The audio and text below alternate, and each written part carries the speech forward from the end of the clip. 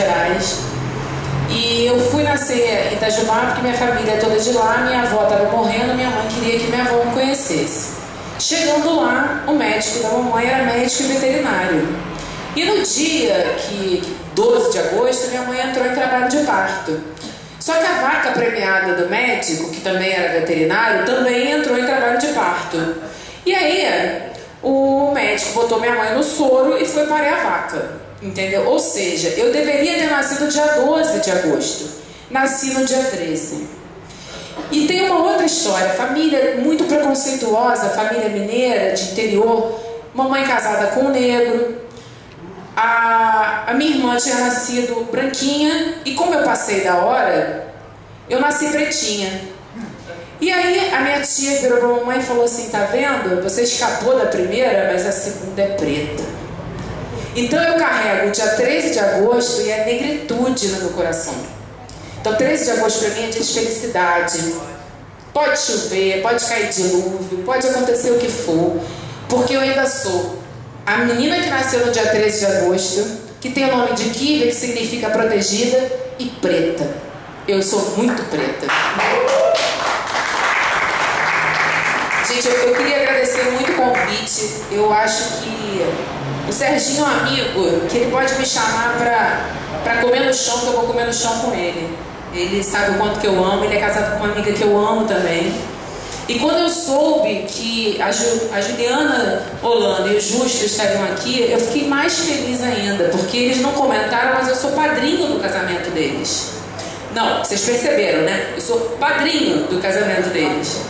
Eu fui vestida de terno no casamento deles. E botaram umas asinhas de borboleta em mim. Então é um casal que eu amo. Eu estava comentando com a Juliana lá fora. Ela perguntou: cadê o Theo, que é meu marido? Quer dizer, vai ser. Tem que estar numa confusão dessa. Eu falei: tá em casa cuidando das crianças. Ela falou: tá vendo? A gente passa por muitas dificuldades entre um casal.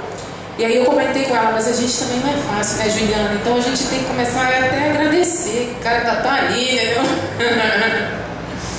Bom, então eu vou começar a fazer o que eu vim aqui fazer, né? Eu vou preferir fazer sem o microfone, se vocês não se incomodarem. Eu vou falar 3 poemas, já que a gente está falando em relações.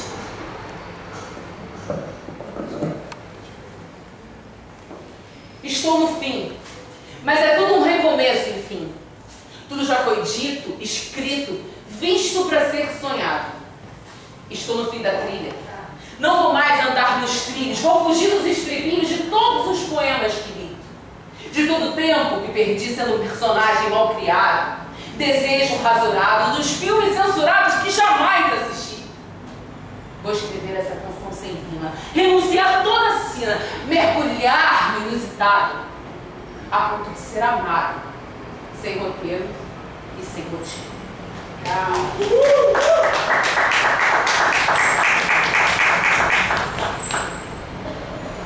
Sobre ontem à noite, eu não quero falar nada. Eu só queria tomar um choque e esquecer. Esquecer essa parede branca e esse chão amarelo e todas as coisas brancas e amarelas, assim como seu sorriso ontem à noite. Esquecer todas as vozes raras como assim. Ouvir o som da noite quando acordo, com todas as suas cores. Retorno descrente, sabe? É culpa do tempo que desgasta tudo e faz as coisas se perderem sem se pertencer de verdade. Eu acho tudo triste. Essa coisa de ter tanto em volta e um coração só, que às vezes cai no mundo inteiro. E às vezes quer ficar só, quieto. Mas, meu bem, é só uma noite.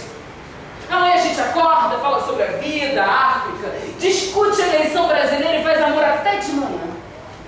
E quem sabe, amor, a gente não acaba em Lisboa? Numa boa, passando férias em Amsterdã.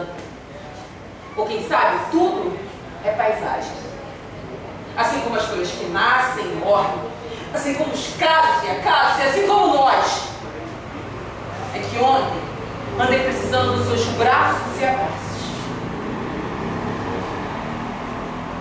Mas isso foi ontem.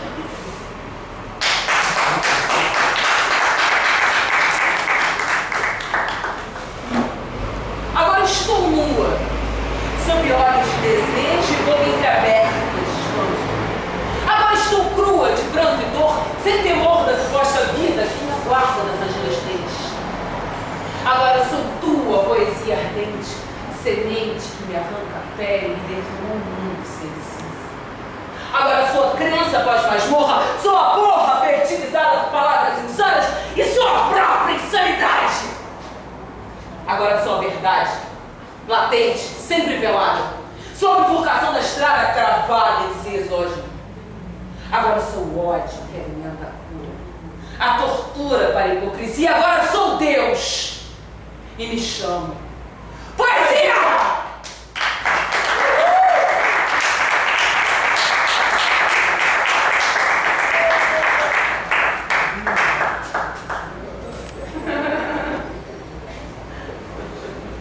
Detalhe do vestido, tá, gente?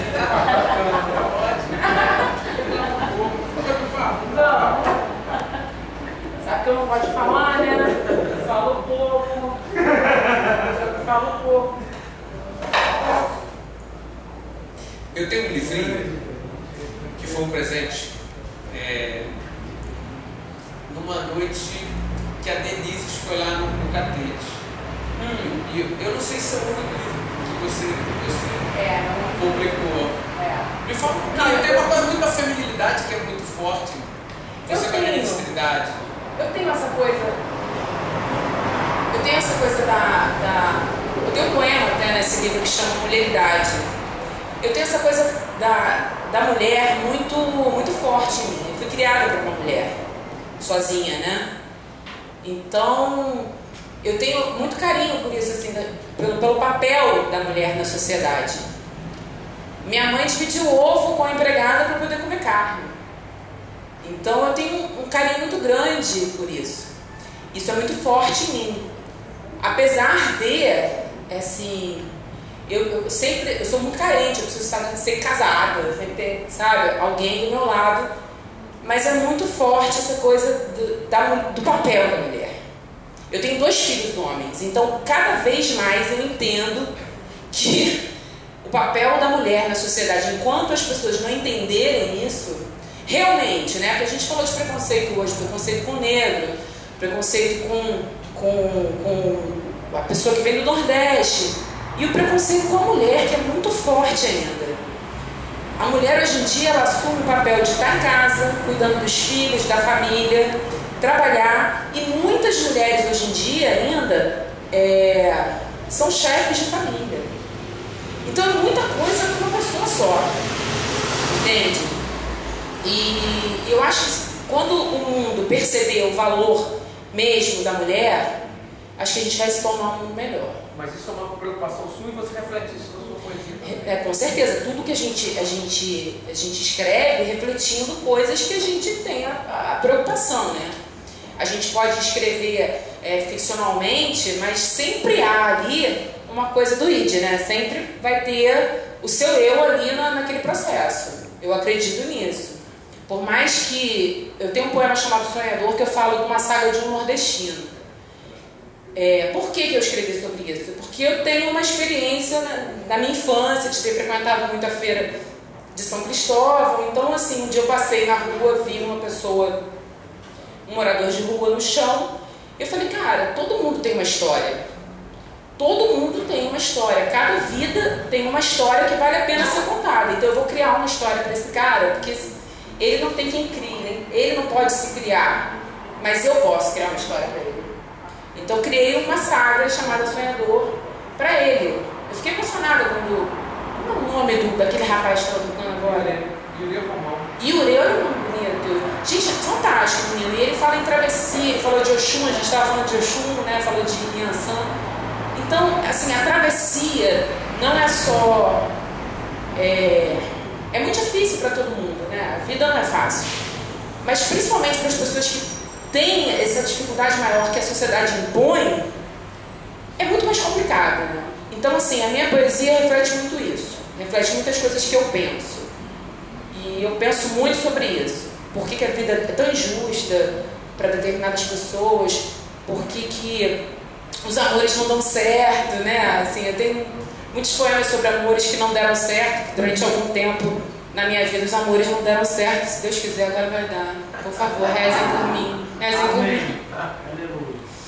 Enfim, eu queria agradecer também ao Wander e a Verônica que vieram aqui. Verônica, beijo, beijo, beijo. Wander me acompanha desde a UERJ, cara. Eu sou, pra sempre, sou Selena. Bom, naturalmente você não é só poeta, você é atriz também. A gente vê pela performance, pela facilidade que você tem para apresentar. Um pouquinho do que você já fez também, você pode dar um Então, se você tem a intenção de publicar e permanecer assim, na questão tradicional mesmo, de livro e tal. Com certeza, eu tenho. Tô com 35, tá, gente? Vou falar baixinho. Se você for para 25, eu acreditei. Tá bom, Sérgio, obrigada, também te amo. Aí é o seguinte, eu tô com 35, eu tenho 20 anos de carreira, né? Comecei com 15 anos fazendo teatro no colégio militar, onde eu estudei. Conheço o Justo da época dessa época do boato já. Falo poema em público, né? Que a gente fala em casa, no chuveiro, no banheiro, essas coisas, mas em público eu falo desde meus 17 anos. E tenho com o Cairo e Denise Trindade, a gente durante muitos anos continua tendo, assim, que é um grupo chamado Gangue da Poesia. A gente teve a oportunidade, inclusive, de se apresentar em 2011 no Rock in Rio. Nós fomos o primeiro grupo de poesia a se apresentar no Rock in Rio. Foi uma coisa muito emocionante, porque as pessoas passavam e não sabiam quem a gente era, né? Porque um grupo desconhecido, mas as pessoas paravam e ficavam ouvindo os nossos poemas. Isso foi muito emocionante, foi um dia extremamente emocionante. Eu gosto de cerveja, gente. Tinha um mar de Heineken no dia, entendeu? Tinha um mar de Heineken no camarim. Eu programei a minha van para 4 horas da manhã, 1 hora da manhã eu estava pedindo socorro, estava chamando minha mãe, querendo ir para casa, da emoção que eu senti de estar ali, né? E nesse momento, eu fiquei, assim, a Denise é uma pessoa muito querida e muito amada para mim. Nesse momento, a gente estava tão colada que eu falei, cara, eu vou lançar um livro e só pode ser com ela. Então o livro chama-se Mulheres em Transe. Nem eu tenho mais o livro, por incrível que pareça. Você tem também? Então vocês me emprestam um dia para fazer uma propaganda assim? Enfim, e eu tenho sim pretensão de lançar outro livro. Dessa vez eu quero fazer sozinha. E escrever é um ato de amor, né? Você precisa, eu pelo menos, né? Eu não sou daquelas pessoas que sentam todos os dias e escrevem. Eu acho lindo, eu queria tanto ser assim, sabe? Tirar 1 hora do meu dia para escrever. Mas eu preciso que alguma coisa me emocione, entendeu? E eu tenho tido uma vida mais pragmática, porque eu já estou pensando assim mais na frente, nas crianças. Eu tenho um menino de 10 anos que vai precisar de coisas e tal. Eu não tenho escrito muito. Agora me faz uma falta profunda, porque escrever me liberta. Escrever, mais até assim do que falar, escrever me liberta. Falar me diverte, sabe? O que eu fiz aqui agora, pra mim é recreio na escola, entendeu? Agora escrever é uma coisa que eu faço pra chegar a Deus, entendeu? Mais ou menos por aí.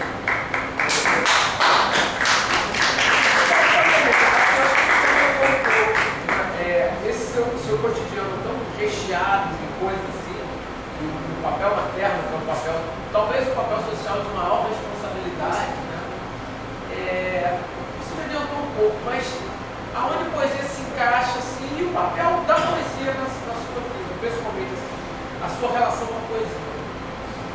Olha, se eu te disser assim, o que você, se você me perguntar, Kiver, o que você mais ama na sua vida?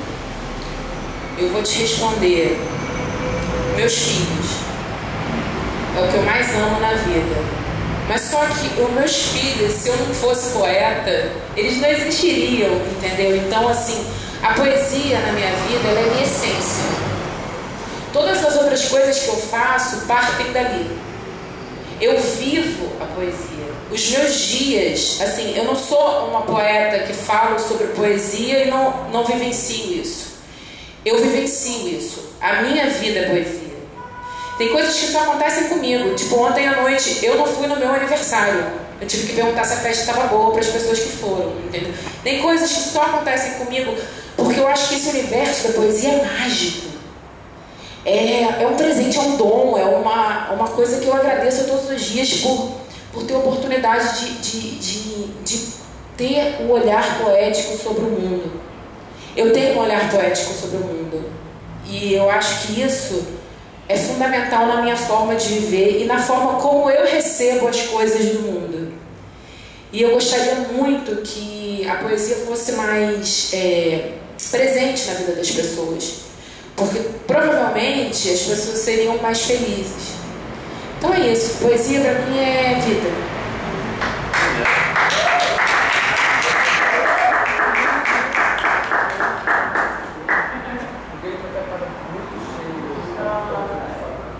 Tem várias propostas decorosas para ele fazer. Gente, muito obrigada. Tchau.